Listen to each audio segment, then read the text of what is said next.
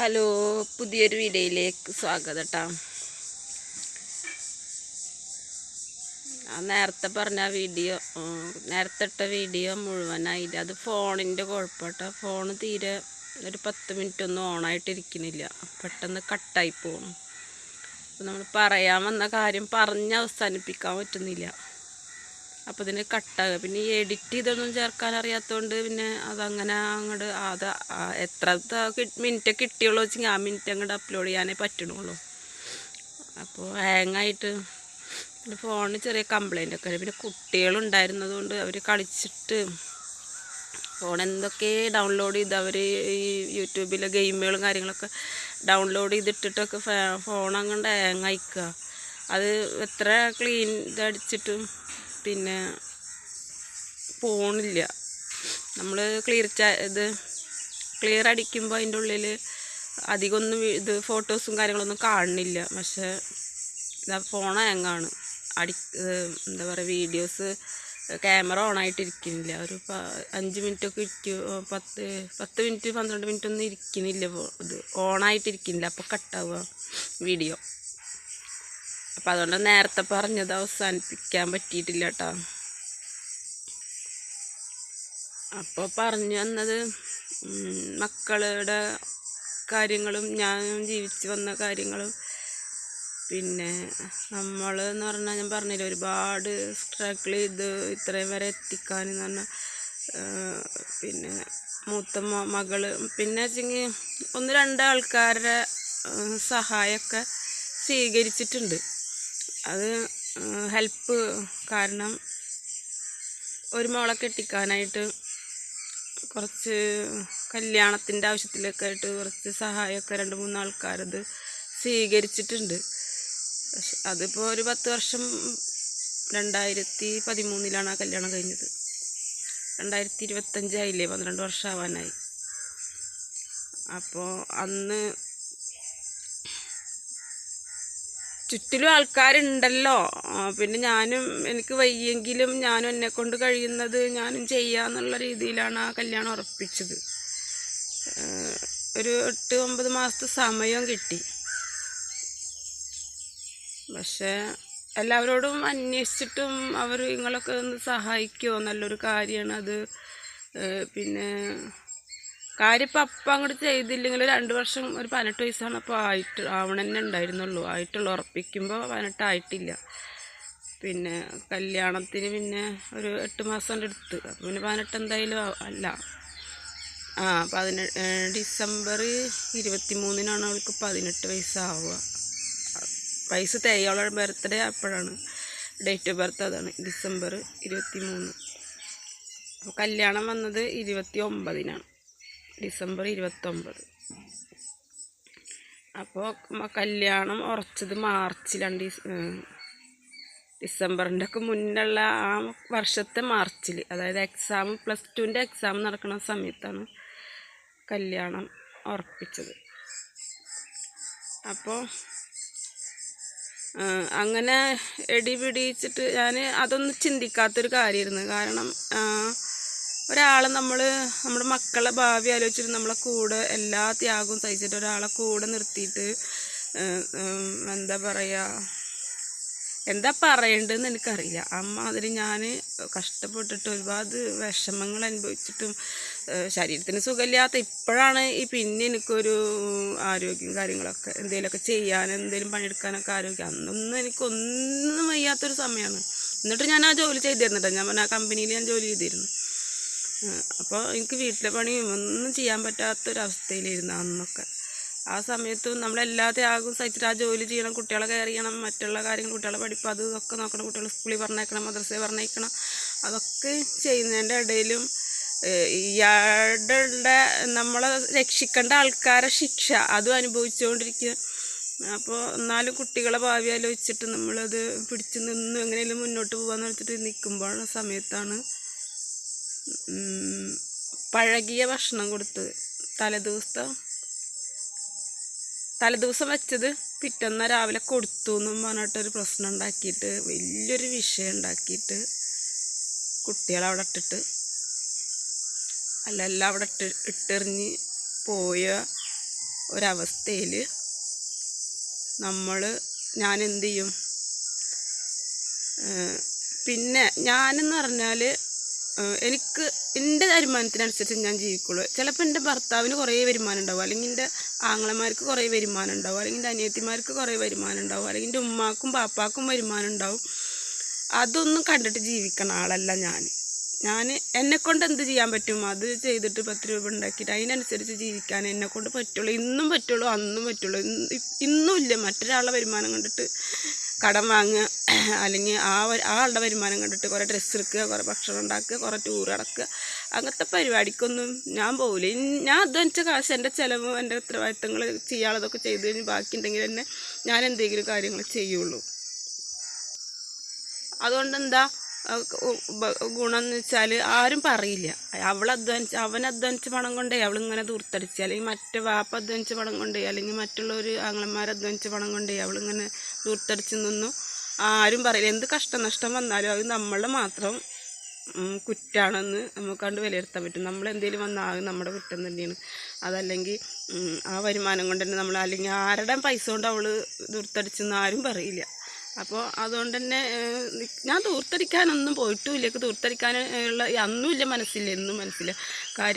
നമ്മുടെ കാര്യങ്ങൾ ജീവിക്കും കാലം ഒന്നും മരിക്കുമ്പോൾ കൊണ്ടുപോകണില്ല. ജീവിക്കും കാലം അന്തസ്സായിട്ട് ജീവിക്കണം. ഒരാളെ പോയി കൈ നീട്ടാണ്ടും നോക്കണം. പിന്നെ ജോലി എന്ന് പറഞ്ഞത് കക്കാനും തട്ടിപ്പറിക്കാനും വല്ല ആണുങ്ങളെ കൂടെ കിടക്കാൻ പോണത് മാത്രമാണ് തെറ്റുള്ളൂ. ജോലി നമുക്ക് എന്ത് വേണമെങ്കിലും, എന്ത് ജോലിയായാലും നമ്മളെ കൊണ്ട് കഴിയും, നമ്മളെ ആരോഗ്യത്തിന് പറ്റുന്ന ജോലി ചെയ്യണുണ്ട്. അതൊരു അഭിമാനക്കേടല്ല, അതൊരു പിന്നെ എന്താ പറയുക, തോൽവിയല്ല. നമ്മൾ ഇതുവരെ ഇപ്പോൾ വീട്ടിലിരുന്നിട്ട് ഒരു കമ്പനിയിൽ ജോലി ചെയ്തിരുന്നത് 27 വർഷം ജോലി ചെയ്തിരുന്നു. അതിനൊരു അന്തസ്സുണ്ടായിരുന്നു. അതൊരു ഗവൺമെൻറ് ജോലി പോലെ അത്രയൊരു ജോലിയായിരുന്നു. അപ്പോൾ അതന്ന് അങ്ങനെ ചെയ്തുകൊണ്ട് ഇന്നെന്താ മാസം ഒരു 1000 രൂപ നമ്മുടെ അക്കൗണ്ടിലേക്ക് നമ്മൾ അറിയാതെ വന്നുകൊണ്ടിരിക്കും. അപ്പോൾ അത് നമുക്കൊരു കാണാകാശം. നമ്മളന്നത് നമ്മൾ ആരോഗ്യമുള്ള സമയത്ത് നമ്മളത് ചെയ്തത് കൊണ്ടാണ് ഇന്നേക്ക് 1000 രൂപേൻ്റെ അക്കൗണ്ടിലേക്ക് മാസം തോറും വരുന്നത്. അപ്പോൾ അത് ചെയ്തില്ല, ഞാനിപ്പോൾ ഇങ്ങനെ കൂലിപ്പണിക്കും മറ്റുള്ള അതിനൊക്കെ പോവുകയാണെങ്കിൽ ഇപ്പോൾ 1000 രൂപ എവിടുന്നേലും കിട്ടുമോ? ആരും തരില്ല. അപ്പോൾ അങ്ങനെ നമ്മൾ അവിടെ എവിടെയും പോയി പണിയെടുത്താൽ തരും ഇല്ലല്ലോ. അപ്പോൾ അതങ്ങനെ ചെയ്തുകൊണ്ട് ഇതുണ്ട്. ഇപ്പോൾ ആ ജോലി ഇല്ലാത്തതുകൊണ്ട് ഇപ്പോൾ ഞാൻ മറ്റു പല ജോലിക്കും ഞാൻ പോകുന്നുണ്ട്. അതിനൊക്കെ ഓരോ ജോലിക്ക് അതിൻ്റെ അന്തസ്സുണ്ട്. പിന്നെ കഷ്ടതകളുണ്ട്. ഒരു പണിയെടുക്കുമ്പോൾ ഇപ്പോൾ വെയിലത്ത് ഇങ്ങനെ കാൽനട യാത്രക്ക് പോകാമെന്നൊക്കെ പറയില്ല. അപ്പോൾ ഇങ്ങനെ നട്ടാറ് വെയിലത്തേക്ക് പോകുമ്പോൾ എന്നെ കാണുന്നവർ ചോദിക്കും എന്തോ ഒരു വെയിലാടി എന്ന് പറയും. പക്ഷേ ആ വെയിലിനെ നമ്മൾ അതിജീവിച്ചേ പറ്റുള്ളൂ. നമ്മുടെ ആവശ്യത്തിന് നമ്മൾ പോണത് ഒരാളെ മുതൽ കക്കാനും തട്ടിമറിക്കാനൊന്നല്ലല്ലോ പോണത്. അവർക്ക് നമ്മൾ ഈ വെയിലും കൊണ്ട് നടക്കുന്നത് കാണുമ്പോൾ അവർക്ക് വിഷമം തോന്നിയിട്ടാണ് അവർ പറയണത്. പക്ഷെ നമ്മൾക്ക് വെയിലാന്ന് പറഞ്ഞാൽ നമ്മളോട് കുത്തിയിരുന്ന് നമുക്ക് ആരെയും കൊടുന്നു തരുമോ? ആരും കൊടുന്നില്ല. അപ്പോൾ അങ്ങനത്തെ കാര്യങ്ങളൊക്കെ, അപ്പോൾ അത്രയും ജോലി ചെയ്തിട്ട് തന്നെ ജീവിക്കണം. അല്ലാതെ അവരേന്ന് ഇവരേന്ന് കുറച്ച് മേടിച്ച്, അല്ലെങ്കിൽ അവരേന്ന് തല്ലുകൂടി കുറേ വാങ്ങി, ഇവരേന്ന് തല്ലുകൂടി കുറേ വാങ്ങിയിട്ടൊന്നും ജീവിച്ചാലൊന്നും എത്താൻ പോണില്ല. അങ്ങനെയൊക്കെ ഇപ്പോൾ എത്ര കാലം പറ്റും? അത് 1 മാസം അല്ലെങ്കിൽ 2 മാസം പറ്റും. അതിലൊക്കെ കൂടുതലൊന്നും ആരെയൊന്നും തട്ടിപ്പറിച്ച് വാങ്ങി കൊടുന്നിട്ടോ അയ്യാവതേന്ന് പറഞ്ഞിട്ട് മേടിച്ചോണ്ടിട്ടും ജീവിക്കാനൊന്നും കാലാകാലം പറ്റില്ല. നമ്മൾ അധ്വാനിച്ചിട്ട് ജീവിക്കും, നമുക്ക് എന്നും ജീവിക്കാം. ഒരു അന്തസ്സും ഉണ്ടല്ലേ. പിന്നെ ഭക്ഷണത്തിൻ്റെ കാര്യം, തലേദിവസത്തെ ഭക്ഷണം കൊടുത്തു എന്ന് പറഞ്ഞിട്ടാണ് ഇവിടെ വലിയൊരു വിഷയം ഉണ്ടായത്. എല്ലാവരും നാട്ടുകാരും വീട്ടുകാരും കുടുംബക്കാരും ഒക്കെ കുറ്റപ്പെടുത്തിയ ഒരു സമയമുണ്ട്. തലേദിവസത്തെ ഭക്ഷണം കൊടുത്തു, പിറ്റുന്ന കുട്ടികൾക്ക് കൊടുത്തു, അല്ലെങ്കിൽ കുട്ടികളുടെ പിതാവിന് കൊടുത്തു എന്നുള്ള ആ ഒരു വിഷയം, തലേദിവസത്തെ ഭക്ഷണം. അപ്പോൾ ഞാൻ പറഞ്ഞു തന്നത് അത് തന്നെയാണ്. തലേദിവസത്തെ ഭക്ഷണം നമുക്ക് നേരം വെളുത്താൽ കളയാൻ പറ്റുമോ? തലേദിവസം എന്തോ കാരണം കൊണ്ട് നമുക്ക് ഫുഡ് മുഴുവൻ ചിലവായില്ല, പിറ്റേന്ന് നമുക്കത് കളയാൻ പറ്റുമോ? നമ്മൾ അധ്വാനിച്ച് നമുക്ക് അങ്ങനെ ഒരുപാട് അങ്ങനെ എന്താ പറയുക, ടാറ്റയുടെയും ബിർളയുടെ ഒന്നും മക്കളല്ലല്ലോ നമ്മൾ. ഈ അധ്വാനിച്ച് കൊണ്ടുവന്ന് ജീവിക്കുന്ന ആൾക്കാർക്ക് ഇപ്പോൾ ഒരു ഇത്തിരി ഫുഡ് ബാക്കിയുണ്ടെങ്കിൽ നേരം വെളുത്താൽ കളയാൻ പറ്റില്ല. അത് നമ്മുടെ മക്കൾക്ക് കൊടുക്കുക, മക്കൾക്കും കൊടുക്കുക, നമ്മുടെ വീട്ടിലുള്ളവരും കഴിക്കും, നമ്മളും കഴിക്കും. ഞാനും കഴിച്ചിരുന്നു അന്നൊക്കെ, ഇപ്പോഴും കഴിക്കുന്നുണ്ട്. ഇപ്പോൾ ഇന്നാണ് ഫ്രിഡ്ജൊക്കെ ഉണ്ട്, നമുക്ക് ഫ്രിഡ്ജിൽ വെച്ച് സൂക്ഷിച്ചിട്ടൊക്കെ 2-3 ദിവസം കഴിക്കാൻ പറ്റും. അന്നും ഫ്രിഡ്ജില്ല. അപ്പോൾ അത് കുട്ടികൾക്ക് കൊടുത്തു എന്ന്. അപ്പോൾ അതിന് തന്നെ നമ്മളെ കുറ്റപ്പെടുത്തിയിട്ടുള്ള അയ്യോ അതൊന്നും പറയണ്ട. എന്നിട്ട് തലേദിവസം ഭക്ഷണം കഴിക്കാൻ ബുദ്ധിമുട്ടുകൊണ്ട് ആ ബുദ്ധിമുട്ട് കഴിക്കാൻ പറ്റില്ല, തലേദിവസം ഭക്ഷണം കഴിക്കാൻ പറ്റില്ല എന്നും പറഞ്ഞിട്ട് ഇറങ്ങിപ്പോയ ആൾക്കാരുണ്ട്. അപ്പോൾ ഈ കുട്ടികൾക്ക് തലേദിവസം പോണോട് കുട്ടികളെ കൊണ്ടായൊന്നുമില്ല കേട്ടോ.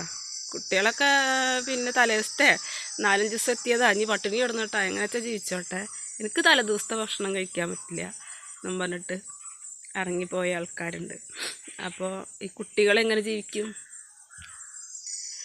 പിന്നെ ഫുഡിൻ്റെ കാര്യത്തിൽ ഇന്ന് ഞാൻ എൻ്റെ കുട്ടികൾക്ക് ഫുഡിൻ്റെ കാര്യത്തിലൊന്നും കുറവൊന്നും വരത്തില്ല. അന്നെന്ന് പറഞ്ഞാൽ നമുക്ക് വരുമാനമില്ല, എൻ്റെ കുട്ടികളെ പഠിപ്പിക്കണം. അപ്പോൾ ഫുഡിൻ്റെ കാര്യത്തിലൊക്കെ കുറച്ച് കുറവ് തന്നെ ഞാൻ അന്ന് ആക്കിയിരുന്നുള്ളൂ. അപ്പോൾ അന്നും ഈ പറഞ്ഞ പോലെ കുട്ടികൾക്ക് ഒജ്ജീന കൊടുക്കുക, ഒജ്ജീനം കൊടുക്കുക. എൻ്റെ ഒജ്ജീനല്ല കുട്ടികൾക്ക് ഇപ്പോൾ ചോറ് കൊടുത്താൽ ചോദിക്കും. അവൻ കുട്ടികൾ ചോറുന്നു, കുട്ടികൾക്ക് കൊടുത്തുന്ന അവളെ ഒജ്ജീനല്ലേ, വന്നിട്ട് ചോറുന്നോടി, കുറച്ച് ചായ കുടിച്ചോടി അന്നൊക്കെ അങ്ങനെ പറഞ്ഞിട്ട് നമ്മളതിനെ കുറ്റപ്പെടുത്തിയെന്ന ആൾക്കാരുണ്ട്. നമ്മൾ കുറച്ച് തിന്നാലും അധികം തിന്നാലും നമ്മളെ തടിക്ക് അസുഖങ്ങളൊന്നും ഇല്ലയെന്നുണ്ടെങ്കിൽ നമ്മൾ മരിക്കൊന്നുമില്ല. ഒരു ദിവസം ഒരു നേരത്തെ ഫുഡ് കഴിച്ചാൽ മതി. ഇപ്പോൾ അങ്ങനെ തലേദിവസം കഴിച്ചിട്ടും ചക്കയും പാങ്ങും കഴിച്ചിട്ടും തിന്നിട്ടൊക്കെ തന്നെയാണ് ആ മക്കൾ ഇപ്പോഴും ആരോഗ്യത്തോടെ ഇരിക്കുന്നുണ്ട്. ഇപ്പോൾ പഠിക്കാൻ അന്നാ പറ്റുള്ളൂ. എൻ്റെ കുട്ടികളോട് ഞാൻ പറഞ്ഞത് പഠിക്കാൻ ഇപ്പോഴേ പറ്റുള്ളൂ, മക്കളെ പഠിച്ചോളെ, ഉള്ള കാശ് കൊണ്ട് നിങ്ങൾ പഠിച്ചോളെ. പിന്നെ പഠിക്കാൻ വലിയ മന പോലെ വലിയ 50 വയസ്സായാലും 60 വയസ്സായാലൊന്നും പഠിക്കാൻ പറ്റില്ല. പഠിക്കാൻ ഇപ്പോൾ ഈ ചെറുപ്പത്തിൽ തന്നെ പഠിക്കാൻ പറ്റുള്ളൂ. ഉള്ള കാശ് കൊണ്ട് പഠിച്ചോളെ.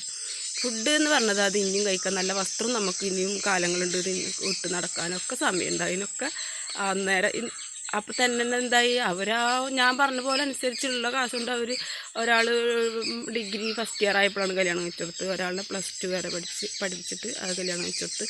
അതേപോലെ മദ്രസയിൽ 9ഉം 10ഉം വരെയും പോയി പഠിച്ച്. പിന്നെ അതിനൊക്കെ പൈസക്ക് ചിലവില്ലേ, അതൊക്കെ അവർ പഠിച്ച് കഴിഞ്ഞിട്ടുണ്ട്. ഇപ്പം ഞാൻ പറഞ്ഞത് ഇപ്പോഴവർ വലിയ കുട്ടികളായി. ഒരാൾക്ക് 24 വയസ്സായി, ഒരാൾക്ക് 29 വയസ്സായി. പക്ഷേ അവരൊക്കെ ഇപ്പം നല്ല നല്ല ഡ്രസ്സുകൾ ഇട്ടിടാൻ നടക്കുന്നു. അവരെ മാപ്പിളാർ കൊടുത്തിട്ട് നല്ല ഡ്രസ്സുകളും നല്ല ഭക്ഷണവും ഒക്കെ അവർക്കുണ്ട്. അവർ നല്ലപോലെ ജീവിക്കുന്നുമുണ്ട്. അപ്പം ഞാനും ഇപ്പോൾ സന്തോഷമായിട്ടിരിക്കുന്നുണ്ട്. അപ്പോൾ ഇന്നെ കുറേ ഇടങ്ങാറാക്കിയിട്ട് അവർ അത് വേണം പിന്നെ മറ്റേത് വേണം, തലേദിവസത്തെ പറ്റില്ല, ഉച്ചയ്ക്ക് രാത്രി പറ്റില്ല, വൈകുന്നേരത്തെ നേരം വെക്കും പറ്റില്ല എന്ന് പറഞ്ഞിട്ട് എന്നെ കുറേ ബുദ്ധിമുട്ടിച്ച് ഞാൻ ഇവിടുന്നൊക്കെ കടവ് വാങ്ങി കൊണ്ടുവന്ന് തിന്ന് അവരുടെ കാര്യം നോക്കി കല്യാണം കഴിച്ചോട്ട് പോയി. അവിടെ അവർക്ക് സ്വസ്ഥവും സമാധാനവും ഇല്ലാണ്ടാവും ചെയ്യും.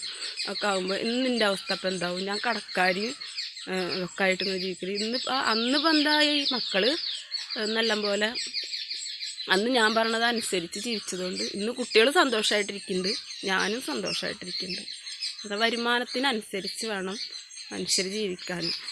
കുറേ വയറ് വലിയതാണെന്ന് വിചാരിച്ചിട്ട് ഇവിടുന്ന് കടം വാങ്ങി കിട്ടിയതൊക്കെ 3-4 ദിവസം കഴിക്കാനുള്ളതൊക്കെ ഒരുമിച്ച് ഒരു ദിവസം കൊണ്ട് കഴിച്ചിട്ട് പിറ്റത്തെ ദിവസം അവിടെ ഇവിടെയും ചെറി നോക്കാൻ പോകലൊന്നും അതൊന്നും നല്ല സ്വഭാവങ്ങളല്ല, മനസ്സിലാവുണ്ടോ? അപ്പോൾ അങ്ങനത്തെ ഒക്കെ ജീവിച്ച് വന്നു എന്നാണ് പറയണത് കേട്ടോ. ഒരുപാട് കുറ്റപ്പെടുത്താനും വല്ലേനും ആൾക്കാരുണ്ടായിരുന്നു, ഇത്ര പോലെ പിന്നെ ഞാൻ പറഞ്ഞില്ലേ, എൻ്റെ മോളെ കെട്ടിക്കാൻ വേണ്ടിയിട്ട് ഞാൻ കുറച്ച് സഹായങ്ങൾ 2-3 പേരത് ഞാൻ സ്വീകരിച്ചിട്ടുണ്ടായിരുന്നു അന്ന്. പക്ഷെ ഇന്ന് ആലോചിക്കുമ്പോൾ തോന്നുന്നു അത് വേണ്ടായിരുന്നു എന്ന് തോന്നുകയാണ്. എന്താ വെച്ച് കഴിഞ്ഞാൽ അവരുടെ കഷ്ടപ്പാട് കണ്ടിട്ട്, അവരുടെ ബുദ്ധിമുട്ടും കാര്യങ്ങളും കണ്ടിട്ട്, അവർ എന്നെ സഹായിച്ചത് കൊണ്ടാണല്ലോ അവർക്ക് ഇന്ന് വിഷമായതെന്ന് അങ്ങനെ തോന്നിയിട്ടാട്ടോ ഞാൻ പറയണത്. വേണ്ടായിരുന്നു എന്ന് തോന്നുള്ളത് കൊടുത്തിട്ട് കെട്ടിച്ചാൽ മതിയായിരുന്നു എന്ന് ഇന്നിപ്പോൾ തോന്നുകയാണ്. പക്ഷേ നമ്മൾ അന്ന് കുറേ കഷ്ടപ്പെട്ട് കൊടുത്താൽ അവർ സന്തോഷമായിട്ടിരിക്കുന്ന, അവർക്ക് മരുമക്കൾക്കൊക്കെ പഠിച്ച ആയുസ് ആരോഗ്യമൊക്കെ കൊടുക്കട്ടെ, അല്ലാതെ വേറെ ഇനിയിപ്പോൾ ഒന്നും പറയാനില്ല. പക്ഷെ അന്നങ്ങനെ ചെയ്തത് 2-3 പേരുടെ സഹായം സ്വീകരിച്ചുകൊണ്ട് അവർ വിഷമിക്കണം കാണുമ്പോൾ ഭയങ്കരമായിട്ട് വിഷമം തോന്നുകയാണ്, വേണ്ടായിരുന്നു എന്ന് തോന്നുകയാണ് ഇപ്പോൾ. എന്തായാലും ഓക്കെ, ടൈം ഓവറാവണം, പിന്നെ പറയാം കേട്ടോ.